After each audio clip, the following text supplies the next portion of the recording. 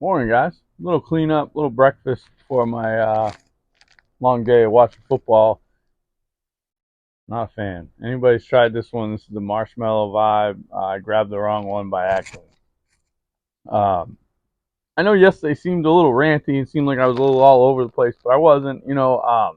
Guys are reaching out for putters and stuff like that. That's not what I'm doing. This is the big stuff. The bed, the small bed, the couch. Stuff that I don't have room for. I'm never going to use again, probably. So this isn't like panic mode. I'm trying to make it. No, I have enough money to settle down and go do what I got to do and do that. I'm good. This is just kind of getting rid of stuff. The pictures, for example, there's no chance they're going to make it bound to Florida, survive the search for a place, find a place. You know what I mean? They're going to get trashed. So why sit on them? Give them to somebody that can enjoy it. I had a college kid reach out. He's trying to figure it out. If he can find a way to get it up here, or I don't know, we can figure out shipping or whatever. I guess I don't really want to go down that road. They're not worth anything, right? They're not expensive. They're nice pictures, but they're not valuable. They're valuable to me or to whoever wants them. So, like I said, putters and shit like that, we're not there yet. That's not kind of gonna happen. I have room at my parents' house for that. Guys were reaching out yesterday behind the scenes, and it's been a while since I recorded an episode, so I figured I'd come on out here and do some club fitting stuff. Guys were asking questions about shafts, and I'm gonna get into shafts in a little bit. That's the most important part, right? Knowing what you're getting, knowing what you're looking at, and things like that. So that we'll get into that in a little bit. So if you follow along, fast forward, I'll probably mark it in the description of where we start talking about driver shafts, because this first part is more a little bit about irons and more about body types, right? What kind of inspired me this morning when I woke up to a DM from a guy on TikTok, and he's like, "Hey, been listening along, follow your stuff, great content. What would you suggest for a shaft from me for my irons? Looking to get P790s. I'm 6'6", so I know I'm going to need long." I said to him, "How do you know you need long?" I'm 5'7.5", 5'8", and I have really short arms and legs. Plus, I stand too far away from the ball. So why would you ever fit me into a short club? It doesn't make sense, right? You have to get fit, and that's what getting fit means. So that's why when you shoot these questions to me and um, ask specifics, I try to answer them the best I can, but I don't want to get into detail because that's between you and your fitter. If you're not having a conversation why getting fit about what you're seeing and what you're feeling, you're going to have a bad fit, right? You get out of your fitting what you put into it. So the more information you can give us as fitters, what you want to see, what flight you like, why you like that flight. When I was out in California getting fit by Glenn for Titleist, or getting trained by Glenn for Titleist, they have their golfers that come in from local or whatever, and they earn points to get equipment.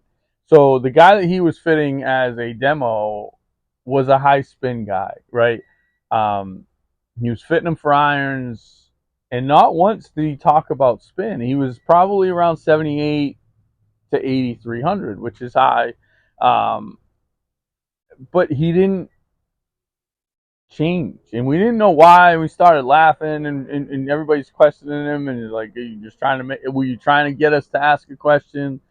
And he said, "No." He said, I've dealt with him enough that I saw the flight that he was looking to see, um, and he has specific needs and wants. He played at a golf course that was on the ocean. It was firm, it was fast.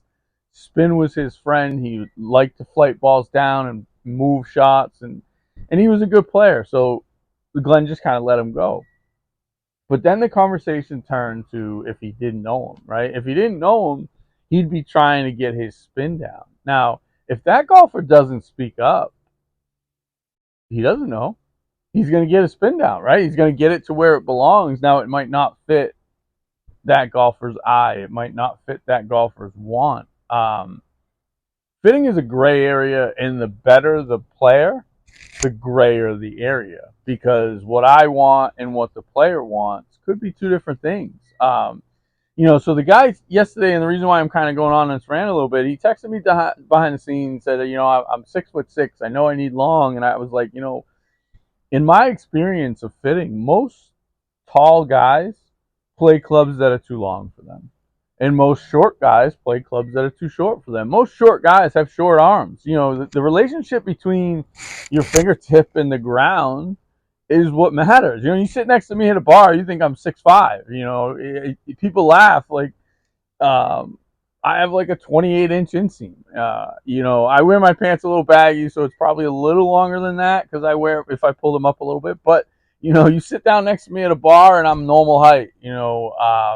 But I have no legs and no arms. So why would anybody ever fit me into a short shaft? It makes no sense. So that guy, yes, most people that are 6'6", 6'5", you're gonna get into half, three-quarter. I don't love going much more than that. Most of the time when I do go more than that, it's because the guy that I'm fitting has been playing an inch or an inch and a half his whole life because that's what he was fit to as a kid, and now he can't change. But for example, a caddy master at a club that I used to work at is like 6'8", 6'7", I think. But more importantly than that, his legs and arms are just as long as could be, right? He's one of those guys that if you saw us sitting next to each other at a bar, yeah, he's taller than me, but probably not by a lot. And then we stand up and we look like fucking Schwarzenegger and DeVito in Twins. So it's like every body type is different. And I bring him up because he plays an inch and a half, and I think I was able to get him down to like an inch and a quarter or an inch, but he just was like, listen, this is what I'm comfortable with. So you're not going to argue with him, right? He's the guy that's swinging the club. So yeah, it may be a little longer than I would like to fit him to, but it's his tempo, it's his timing, and it's what he's known his whole life. So I'm not going to mess with him, right? So the guy that reached out on TikTok, and I'm going to send him a link in the DMs, get fit and go in with an open mind. Don't go in saying I'm 6'6" and I need long clubs. Don't go in saying I think I need X. I think I need stiff. A perfect example of that is, I know you guys listened yesterday and went on a little bit of a rant. Whatever, it is what it is. The most frustrating thing about a lot of the stuff in the interaction at my former club was when they would come up there to my bar. I mean, my bar. I'm thinking too much. When they come up to my bay to get fit, I knew most of them don't like me. I don't give a fuck. Come on up. Whatever. It's business. It's $150. You're going to get the same fit as anybody off the street. But most of the guys that came up there actually didn't know me and left the bay with a different attitude than they probably came in with. A lot of these guys don't know me. They've never talked to me, but they have an opinion already. And the reason why I bring him up is one of the guys that I'm talking about. He's in the inner circle. Yes, I would definitely classify him as a groupie, especially because of what happened in my bay. He came up to the bay playing way too soft, way too light. He's like, this eight. Listen, when you come in the bay, TrackMan doesn't care.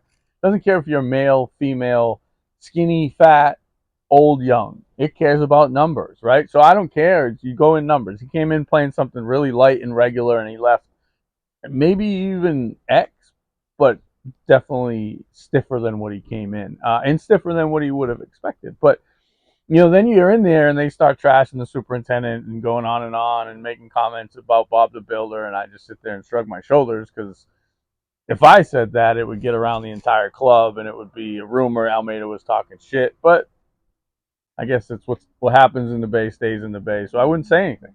And I just laugh and chuckle, and then you see him playing with those guys and best friends and high-fiving, and you just shake your head. But anyway, let's get back to fitting. So he ended up with something much heavier and much stiffer than what he would have expected. It was still stock, but it was a stout stock. We went up the chain. Again, remember when you're going into a driver fitting, because this is the one that everybody asks about, right? I know we got into irons, and if somebody wants an iron fitting show, I'll get into it. We'll get into the shafts and stuff. But, when we're talking about upcharge shafts and irons, we're talking about $5, $10 a club. You know, that's not killing you. You know, when you go in, you're probably expecting to spend anywhere from $1,000 to $2,000 on iron. So if you get a couple dollar upcharge, now when you start to go to these, you know, snake oil salesmen and they start puring and charging you for a stock grip and a stock shaft and this, that, and the other thing, and you get a stock set of golf clubs and it's costing you $2,500, then you might want to pump the brakes and think about it. But for the most part, iron shafts, and if you go in and you kind of have an idea what you're looking for and what you know and what you play, it's tough to get sold, but it happens, right? Driver shafts. This is where it comes in. This is where the money is. This is where people just love to talk, right? So these three shafts I picked for a reason, right? These are probably the sexiest one in golf right now. This is the Venus Black. I know you've heard me talking about the Velocore and non-Velocore versions. I don't know. They may have come out with one in the last year, but while I was fitting, they didn't have a non-Velocore black, right? If you were getting a Venus Black, it was the real deal, $300, right? I don't care what anybody else charges, you know. Um, if you buy it with the head, it's going to be less. You know, I think it's a $250 upcharge for Titleist, TaylorMade, and Callaway. Anywhere from anywhere from 200 to 300 upcharge, right? Any more than that, they're doing something. You know, grip should be $6-7 or free if it's stock. You know, puring does nothing. It's placebo. I've seen it, and I've been there at Titleist when they did the test that they've done on it to see if it does anything. According to Titleist, if it starts to show that it does something, they'll do it to all their tour players clubs, no matter what, no questions asked. So that's kind of where I stand on that. You can buy into it if you want. Puring does nothing. Next up, Graphite Design, right? You usually see this in the orange version. I hate the orange version in a driver. I like the orange version in a fairway, in a hybrid. And I'll get into why when I start talking about Graphite Design. So again, another popular one, Graphite Design. Depending on the company, anywhere from 150 to 225 upcharge. The funny one of this, I don't get into calling box stores out, and I'm not going to call them out by name, but there's a box store that I call a snake oil salesman that actually went to Graphite Design and designed their own version of this. Graphite Design has 20 shafts of their own. You think the one that you magically made that falls in the middle is going to fit everybody? No, they did it because they want to sell more and they get more profit out of it. And if the consumer doesn't understand that and see that, there's only so much I can do to help you. This is another one. This is the Rogue. And the reason why I chose this instead of like the Hazardous and stuff like that is this one is a stock shaft for a lot of companies. And it's a very low spinning shaft.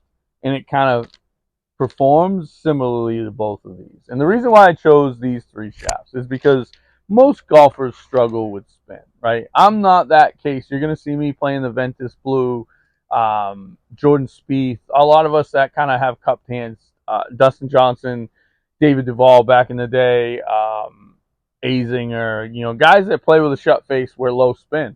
So I can pretty much play anything I want. I've just fallen in love with Fujikura, the Ventus Blue. I had the Atmos Blue, Speeder 757 in the middle.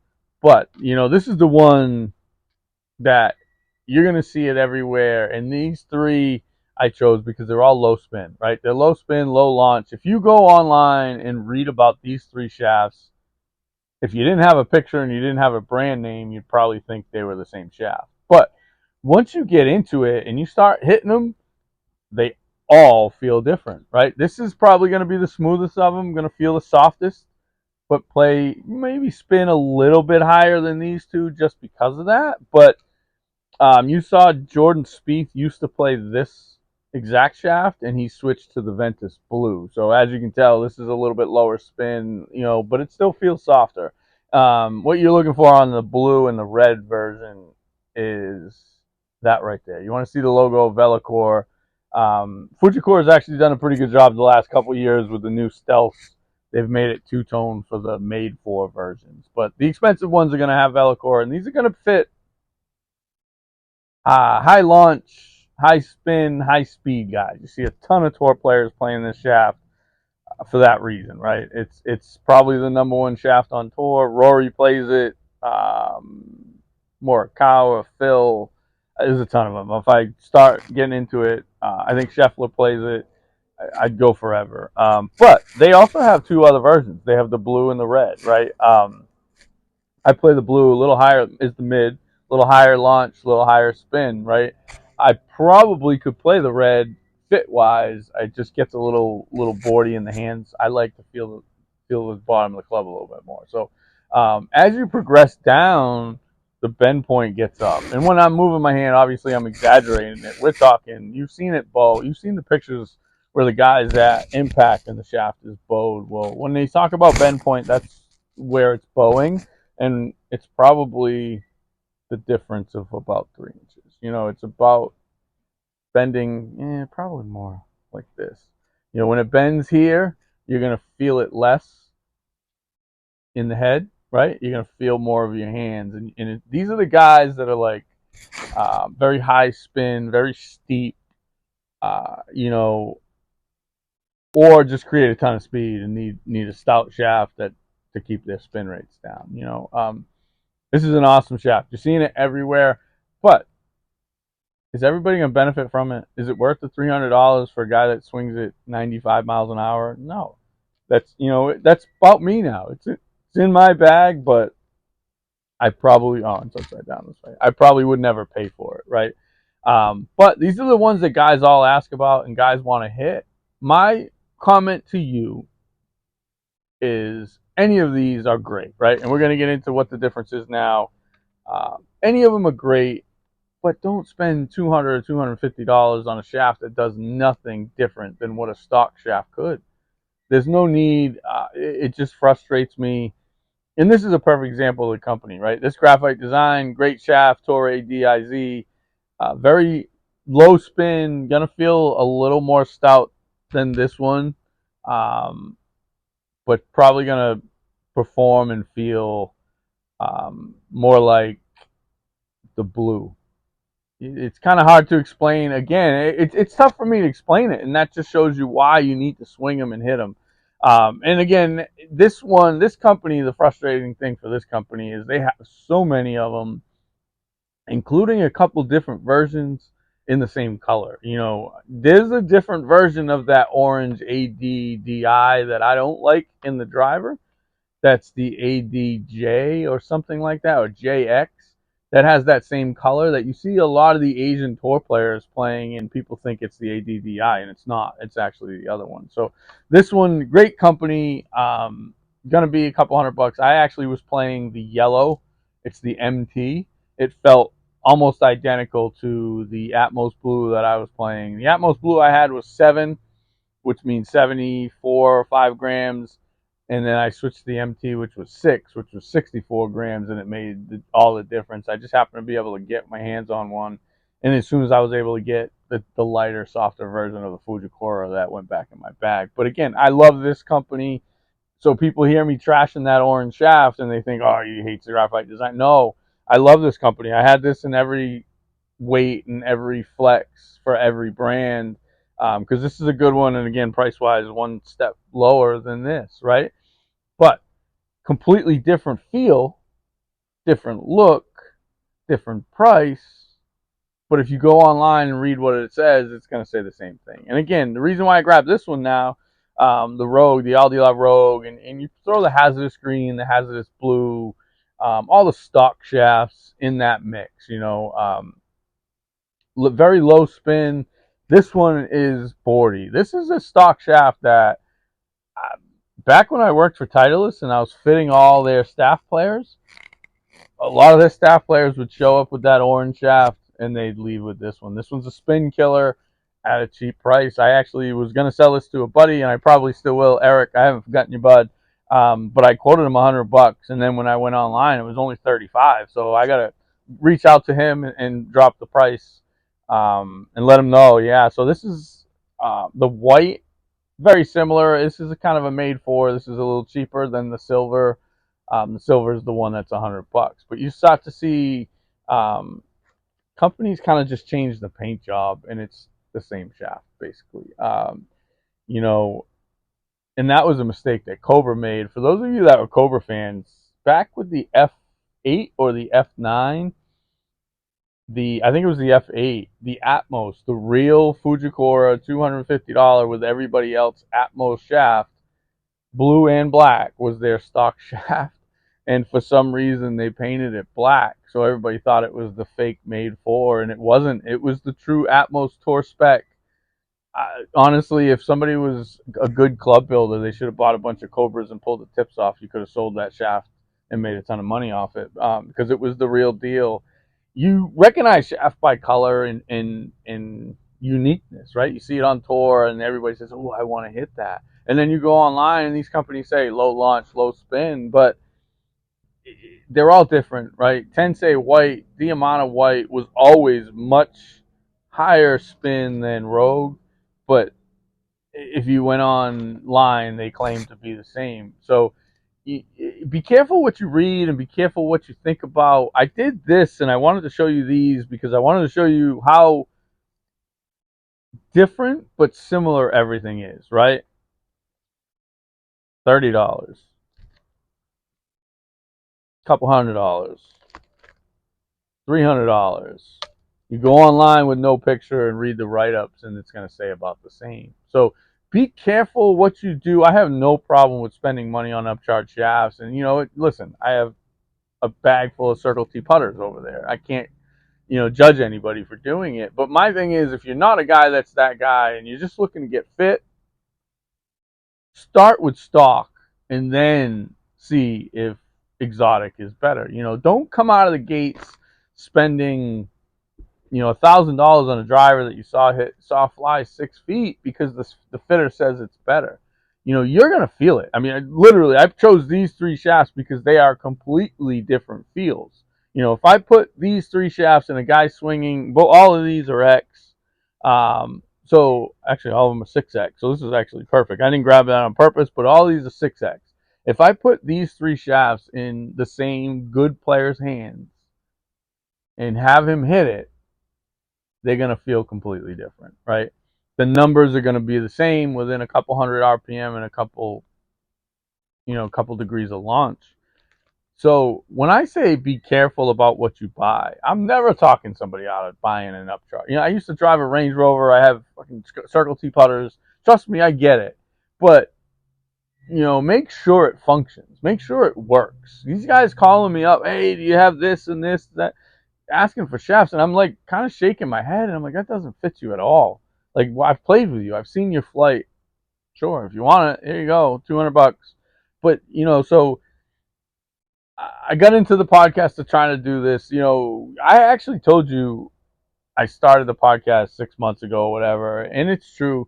But the first idea I had was in my bay, sitting talking golf with guys, and I was like, how cool would that be to sit and chirp it up about your old driver and how bad we beat it, or why you chose the hybrid over the driving iron, or why you chose a 13.5 3-wood instead of a 16.5 3-wood.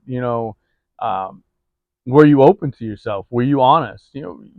Or did you go in knowing you knew what you wanted and you forced the fitter with your comments to what you wanted, right? You're only going to get out of it what you get into it, or put into it rather. So I wanted to talk one last time, kind of about fitting and shafts and stuff. I don't know where this will go. Talking golf when I'm not playing golf. Unfortunately, my health didn't kind of turn around. I could probably play now, but I'm sitting here freezing in the storage unit today. So I kind of lost interest. And again, it's kind of been me. It's The depression is the easy part. I've dealt, excuse me, I've dealt with depression my whole life, right? Since I was a 15-year-old sophomore playing basketball and couldn't figure out why my feet literally, and the trainer said, feel like they're broken. I mean, I couldn't stand on them. I couldn't walk. It was cold tub, and then go play and then be in agony in the cold tub again. Nobody knew why. We couldn't figure it out. And that's when the depression started. And it wasn't because I was avoiding people. It was because I was miserable to get out of bed because my feet hurt. So I went into, college with some bad habits due to health, and they started and they repeated. And now I had my own dorm room and I could just go and eat and sleep and do everything by myself. I don't know if anybody remembers, I used to spend a ton of time by myself on the putting green after dinner. I would see all the guys on the team coming off playing 9 holes or doing whatever, and they'd all stop and we'd chat a little bit, and then they'd go back up the hill. And I was just there with headphones on putting because it was just kind of the one thing I could do that wasn't a lot of movement, but it was enough that I could still putt and chip and get my short game better. I've never been a ball beater, and that's the reason. Part of the reason is I grew up at a club that didn't have a range, but most of it was physical. I can't hit balls for long periods of time. It hurts. My hands kind of get really crinkly and sore. If you Google rheumatoid arthritis, you'll see the most pictures that you see are old people with their hands. As they start to get older, your hands start to kind of crunch up, and it hurts. So it's one of those things. Eventually, I'm not gonna be able to play golf anyway, so I don't know. Again, the golf podcast, it's I have knowledge, I don't have motivation. So thank you to the people reaching out behind the scenes. The buddy last couple weeks ago that did the putters suggestion. It's got 650 views on YouTube and counting, so that's awesome. And then the guy yesterday with the fitting question and the multiple fitting questions throughout the season about shafts and drivers. And as you see me with all my stuff, you've kind of reached out and asked some questions. To Mike, I hear you, bud. I'm trying to do a wedge show. The plan was to go to a really private club with a sick short game area, and I was told I was welcome, and I just never got around to it. He's been asking about wedges. It's tough to do a wedge episode without hitting shots and showing divots and hearing sound. So maybe I'll get around to it. Who knows? I know there's some great public practice facilities down in Florida. So if I do get down to Florida, maybe we do it down there. Just stay tuned. I will say it's not going to be as regular as it was. As you can see, it's probably been, I think, 3 weeks since I've done an episode. But I want the episodes now to be more productive, less about me, more about stuff that you guys are asking about. So when I get motivated, like I did this morning, I'll try to do my best. I know a couple people have chimed in and said I'm about as entertaining as a fish flopping around. I get it. You're right. And again, that's why I've had such a struggle getting this thing off the ground, because it's so hard to talk golf and be entertaining. I can't listen to half the golf stuff online. The goofy shit, it just drives me up a wall. It's like, enough is enough. Certain people can pull it off, right? Bob Does Sports is great. Foreplay is great. Barstool in general. By the way, if anybody had editing ability to get a golf professional to critique the rules conversations and options and what you can and can't do, when you can take an unplayable, when you can't. Great story about the unplayable. So just to get off track a little bit, I know Jersey Jerry had a shot on 18. Oh no, sorry, they only played that shot on 9. He was up 10,000, but down 1 in the press. He hit it into some trees. They started talking about his options. Then he starts moving pine straw, and the ball moves 17 times. Then they started talking about his unplayable options, and they missed the most important one, and he asked the question. Yes, Jerry, you can always go back and re-hit the shot on an unplayable lie.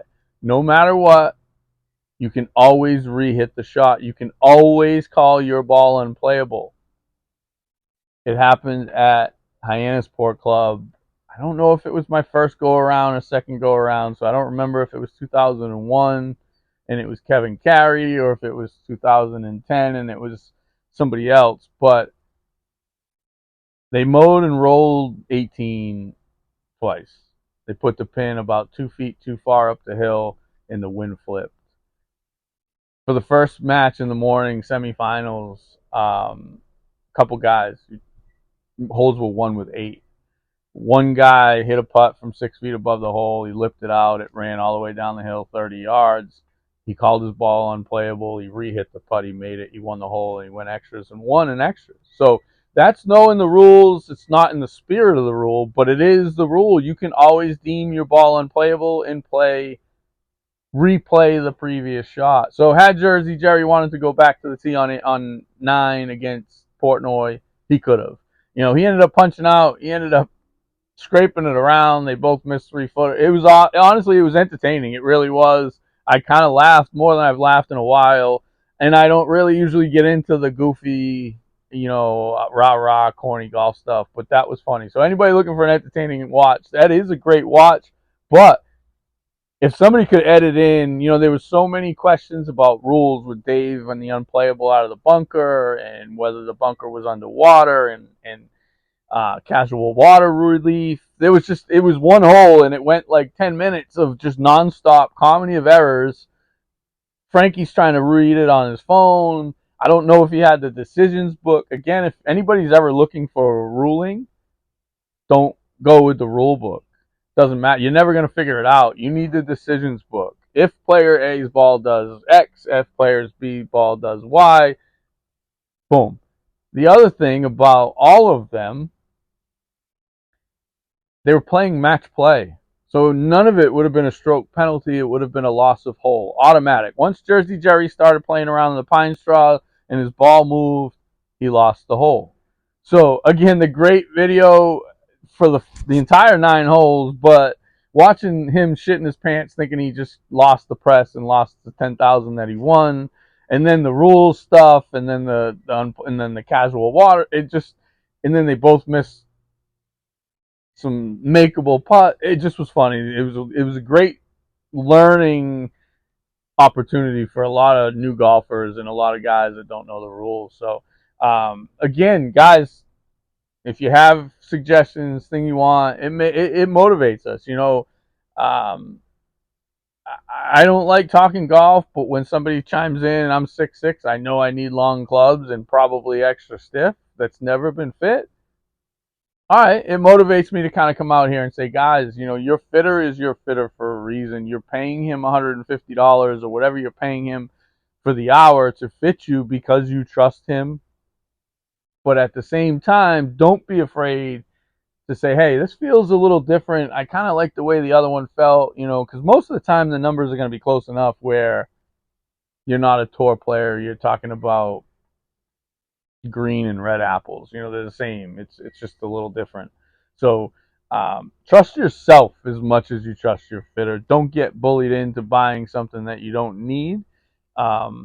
There's just so much more value in lessons and rounds of golf and practice and training aids. I saw my buddy was taking a lesson online the other day, and he was very stiff and rigid. And I reached out to him last night. I asked him. I forgot he played hockey, and I asked if he played hockey left-handed, because that was something that we had to discover and work through with Ryan Whitney.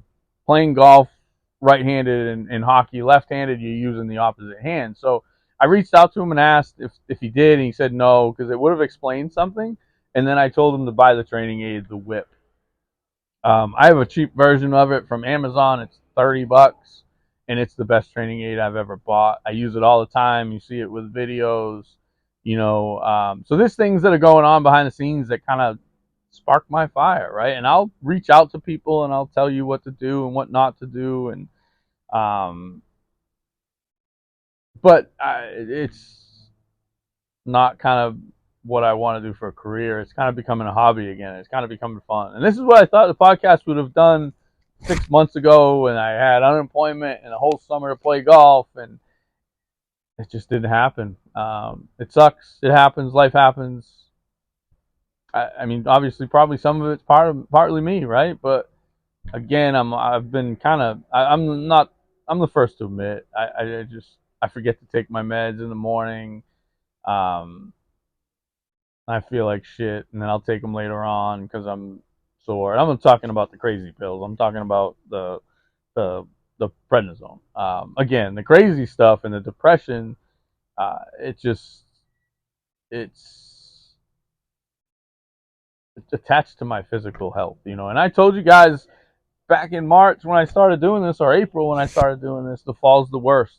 And this has been a tough fall. We've had a couple hurricanes rip through here, a ton of pressure changes. It was 80 on Friday, it's 50 today. So it's been a tough fall for my arthritis, but again, it's I've just been in neutral, and the anxiety is the one that has gotten worse and worse and worse and worse. I look at stuff and I'm like, oh, I've been trying to do this for 5 days, and I just can't get myself to do it. So I'm hoping heading to Florida will kind of spark that and change that. If not, I'm not doing anything productive here. So again, yesterday, I know it seemed like it kind of came out of nowhere, but I've been back and forth. I've been interviewing for jobs. I've been thinking about it. I just I just don't have any motivation. And I'm hoping getting south, maybe finding a job. Who knows? Hopefully, it'll get me back to being me. Um, Everybody's like, "Oh, why don't you go back to fitting?" I'm not that dude anymore. I don't know half the shit. I don't have any motivation. I just don't want to. So that's the main answer. I just don't want to. So, but all right, guys. I hope this was educational. I hope you learned some stuff. If you have any agreements, disagreements, likes, dislikes, chime in. Let me know. Always looking for stuff to talk about. Let's go.